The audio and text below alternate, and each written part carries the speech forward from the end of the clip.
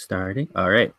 Welcome, everybody, to Virtually Connecting from Vancouver, the Festival of Learning put on by BC Campus. Today, we're chatting for the next 20 minutes, half an hour with members of the student panel from this morning. So we'll be chatting about that.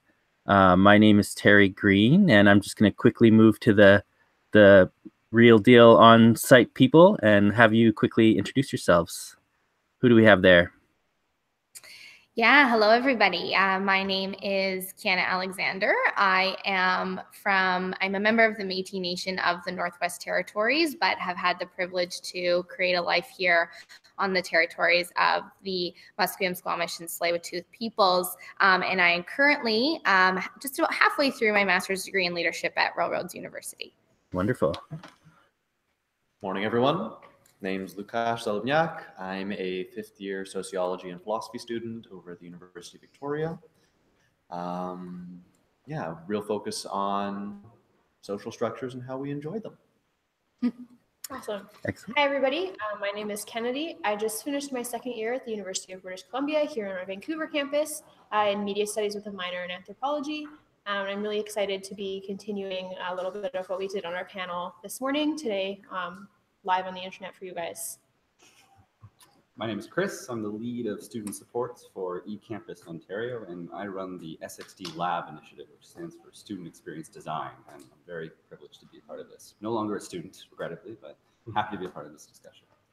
We're students for life, right, Chris? Ongoing lifelong learners. Excellent. And virtually, we have Helen. Helen, what's your name?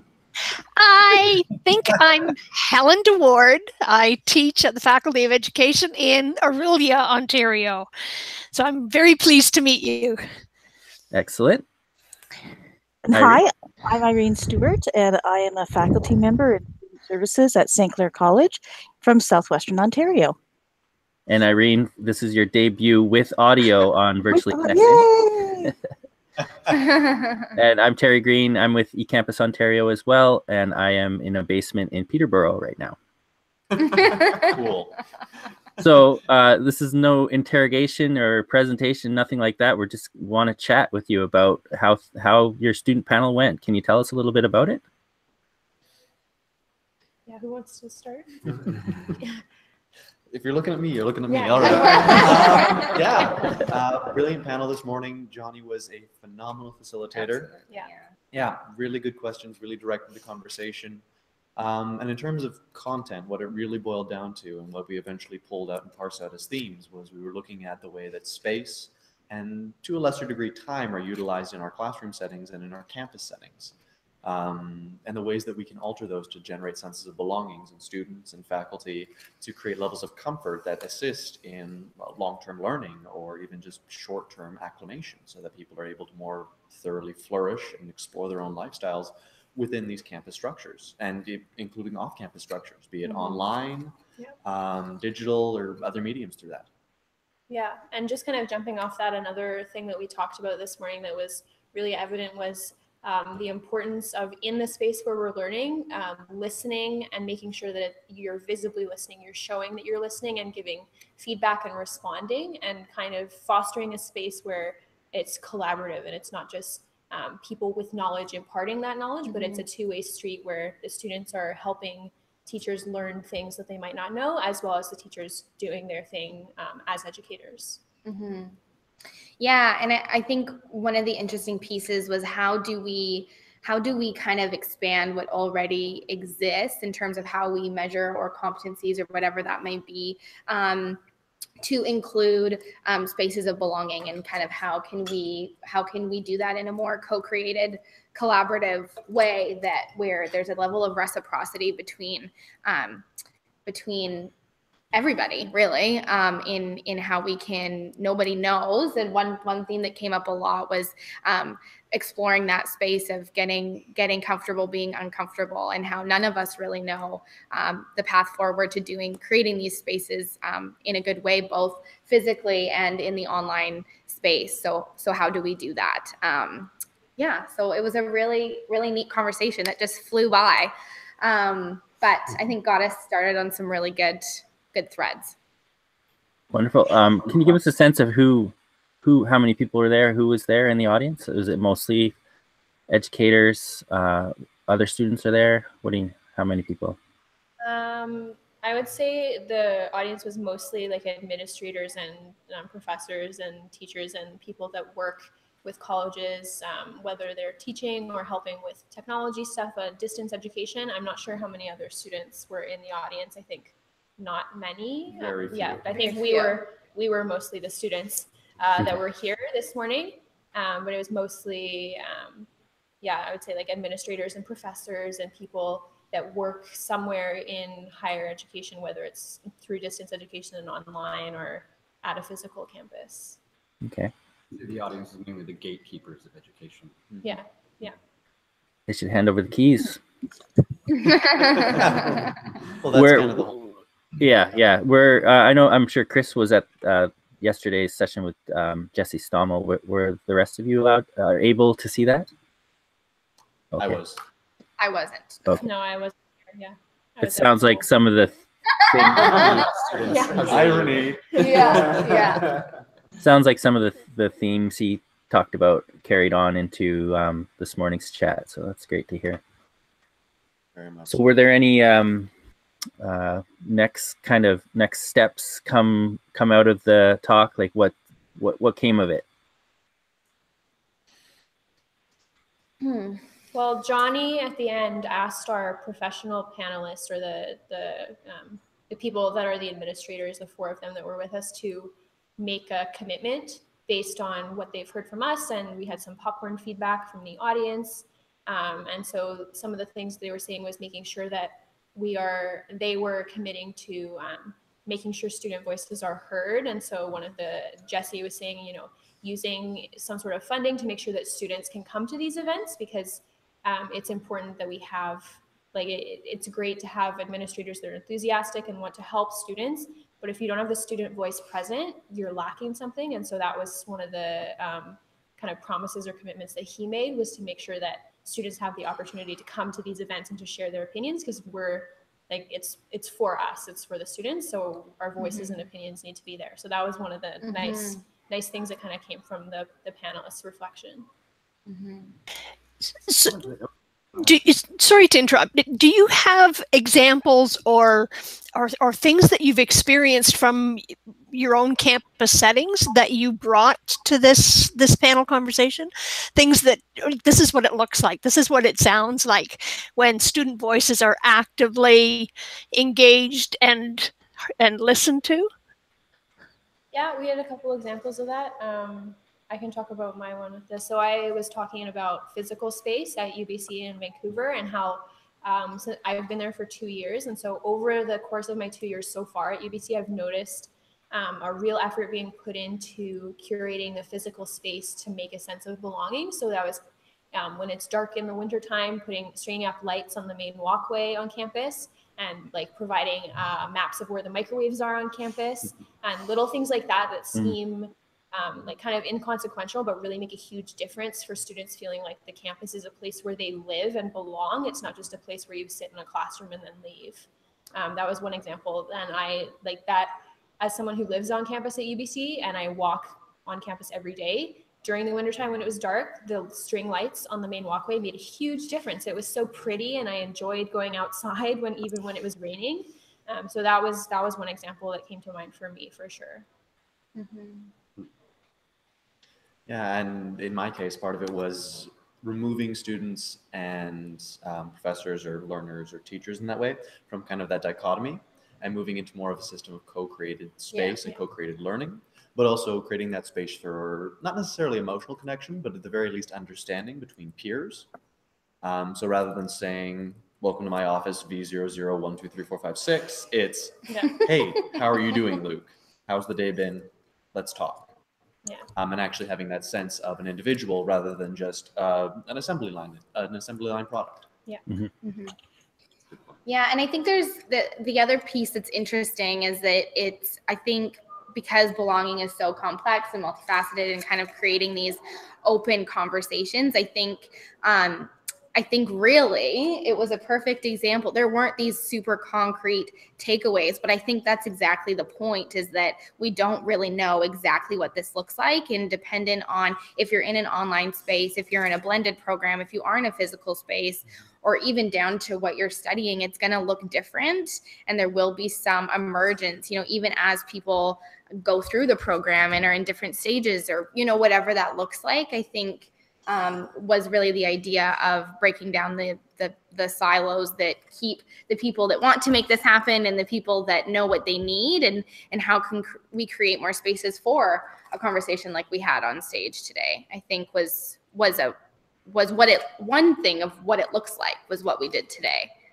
It's a really good point. And some of the themes or sort of context that I've kind of extrapolated from Jesse's talk in the panel was really looking at how the business operations of institutions and how that can sort of perhaps impact the learning aspect. And I'm kind of just wondering really if there are sort of these type of structures that do create challenges and for people to actually want to contribute to learning and bring back to society. Well, one of the panelists, Catherine, was talking about, in her role as an administrator, she is so enthusiastic and she wants to help and create these spaces and stuff, but she runs into roadblocks with funding and like student numbers and capacity in classrooms and just things like that are realities of running higher education. The realities of running. Might have just been my pants. Yeah, but those. Sorry, everyone. Those things are necessary to run like a post-secondary higher education institution, but they can also be roadblocks, and they're like bureaucracy is just another one. Having the hierarchy of like who's in charge and who's making those decisions, and how if some person is really enthusiastic about creating reciprocal learning and stuff, and then if somebody else or the person they report to isn't, like what do you do in those situations? So I think those roadblocks are really important to consider as well.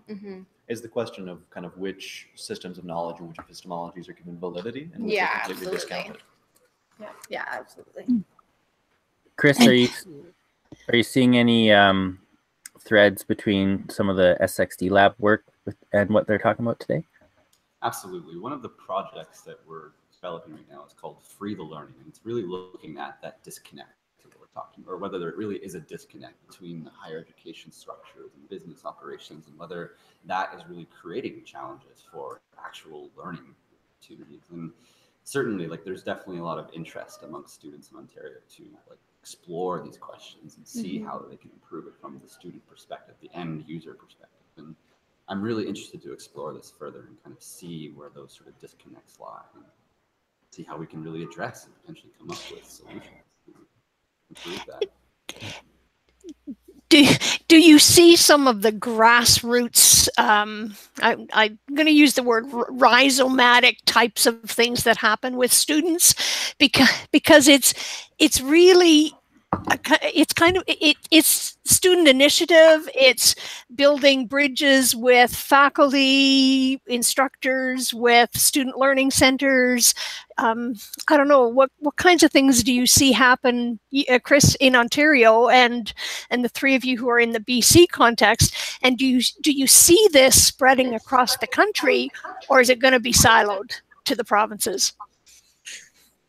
I don't have an answer, I think, but one of the things that excites me about some of the work that I do and I've seen with students is that there's so much appetite to improve the system, and just working with students on projects that they're really learning so much, and they're really passionate about trying to improve the system through creative solutions. And I think that if we can somehow perhaps create more spaces where students are involved with the design and operation of just like even curriculum materials with structures within education, I think there's really a lot of potential and leverages that we can sort of cultivate by setting up students in this proper environment where they can have the means to really offer not just their perspective, but offer really what their suggestions could be. Because again, their students are, they know what doesn't work, and they know what really where the challenges and pain points are with education. I think we can learn so much from that. So I definitely think there's an appetite for it.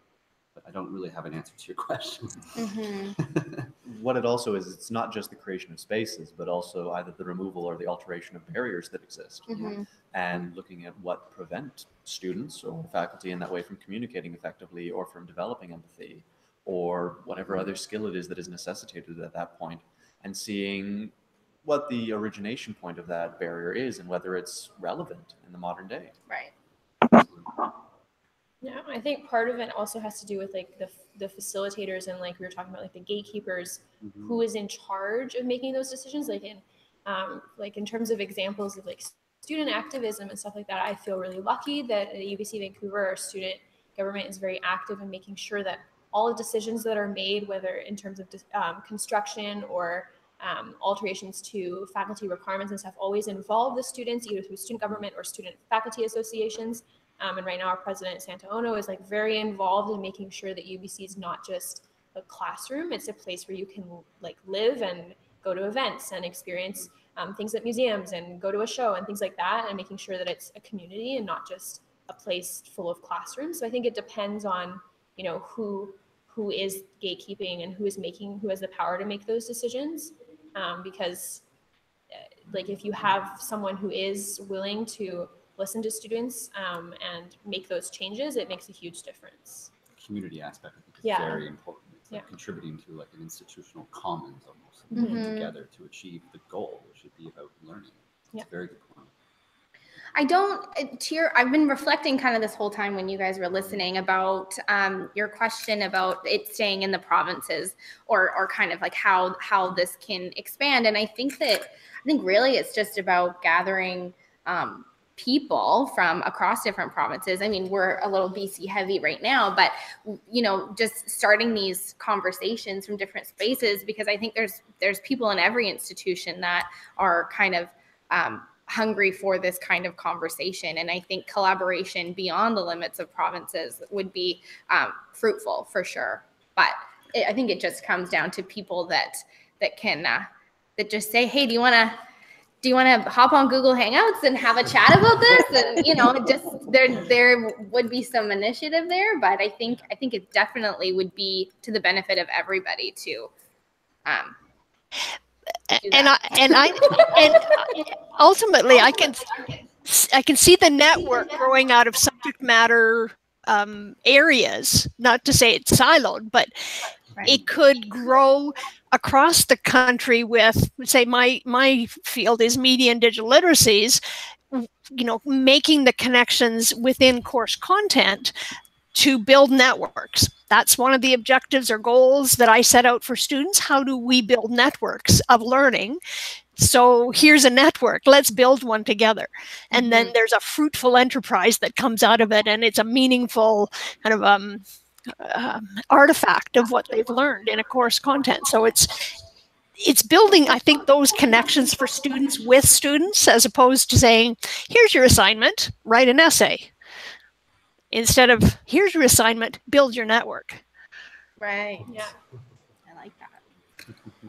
So speaking of barriers, I'm just curious how much of your work these days in working through a degree happens in an LMS at your institutions, which is kind of like the digital opposite of what you said. UBC is trying to be like, you know, a community, an inclusive space where you can connect. No. LMS is a learning management system like Blackboard or Moodle or those kinds of virtual. Are you in there a lot anymore? Yes. Right. I am all the time. Is that because you have to, or because you find there's value in? Well, it's a blended program, so most of it's online, aside from your two mandatory residency periods that happen, one in the first year and one in the second. So yeah, actually most of my time is spent on that platform using Moodle. I'm just curious how to, you know, how to help make people just see there's better, more like connecty options out there rather than being alone in a space by yourself, and all the work you do in that LMS is going to get wiped out at the end of the semester, and Hard to Can you be hear me? distracted. Literal Oh, mouse sorry. running around. Yeah. A mouse? Yeah. Oh my goodness. A little Something furry did friend is touch joining me. the session. Oh my. Question again, Terry? Yeah, we're back. We're back. Sorry, The mouse ran off. That is a VC for virtually connecting first. Yeah. Never before. Making headlines. Yeah. In terms of the using for UBC right now, it's Blackboard or Canvas or something. It's mostly like as someone that I go to class. My classrooms happen like in a physical space, but the online space is more supplementary. So it's where you can find links to readings and links to videos and the syllabus and office hours and just things like that. But it really is, in my experience, dependent on the professor, because I have had some who refuse to use the online platform. In one case, it was because he refused to learn how to use it. And then in another case, it was actually because he didn't believe in the system, because when the professors create their syllabus or whatever and they upload it, it becomes copyright by UBC or property of UBC. And so he created his own webpage that we used instead of the university owned one. But that was kind of his own just like quirk. But for me, it's just been like a supplementary resource to go to where things are housed. That custom system you're using, was it actually valuable for you? Yeah, it was really good. But it was the exact same as what you would find on like a Moodle or Canvas. It was just his own personal belief that he didn't want to have everything hosted on the UBC, which is fine. It worked out fine for us. And we could also go back and see the past year's versions of the same website for his other class. So there's a benefit, I think. That was handy. But yeah, I've found the supplement like useful, and I other than that one professor who refused to use it, we've always had that online component for resources. Yeah.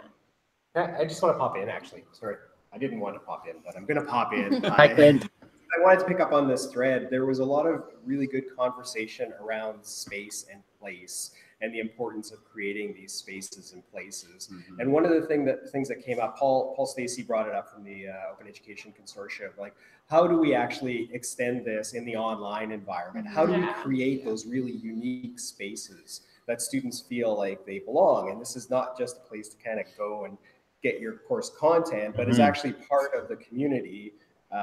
And the challenges when you're working in online spaces and creating those kinds of communities. And I know that you're at Royal Roads, and I don't mean to put you on the spot, but I'm also at Royal Roads. I'm a faculty member there. But I think one of the things that our institution does well is try to create that sense of community and extend that sense of community into the virtual spaces, to be able to do that just by, sometimes we have face-to-face meetups or things like that for students to be able to kind of help address some of those issues of being comfortable in virtual spaces and finding their place in virtual spaces as well. But it is a challenge, I think. Yeah, and I would say, it's small things, right? Like for Lights for You, it's I'm not even going to remember what it's called now. It's like where you introduce yourself at the beginning of some of the courses. It's a small video that everyone has to do, and you pop through and watch everybody's, and it's Flipgrid, maybe? Pardon? Flipgrid?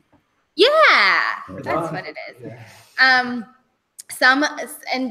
Small things like that. I had one course that didn't have that, I think, but in between, and you really noticed a difference. Like I didn't think it was super fabulous at the beginning, thought it was cool, but then I went on to a second course that didn't have that was solely in the online space, and you noticed it. So even, being able to just hear people's voices and see their faces as you embark on the journey together, I think is big often, because you're posting, you're just writing back and forth, and it can kind of, so that was a small thing that I appreciated. But there's great things, and there's also ways to improve, I think. But it's a unique challenge. Yeah, I was trying to get at that. Oh, sorry, go ahead, Clint.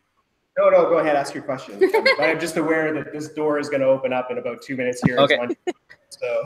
Yeah, I just wanted to say, like, I heard, sorry, I can't remember your name in the red. Kennedy. Yeah, sorry. you were talking about what UBC is trying to be like physically, and it made me think in the opposite way what an LMS is usually like, and how we could move toward being more like that digitally. It sounds like Royal Roads works. Lots of places are working towards it, but if you don't kind of know there can be a more inclusive, enjoyable space, then you wouldn't ask for it or something. Yeah, for sure. Yeah. So you have mere minutes until your wall disappears? Yes. Yeah, we're going to start lunch here in just a moment. So. Okay. Well, what's for lunch? We'll be looking for the tweets, the lunch tweets. I think kind of to address your question. Sorry to dominate the question. I'm not a student, but like this is not going to be a silver bullet solution. But I feel, and I'm making an assumption here, but I feel like LMSs are designed.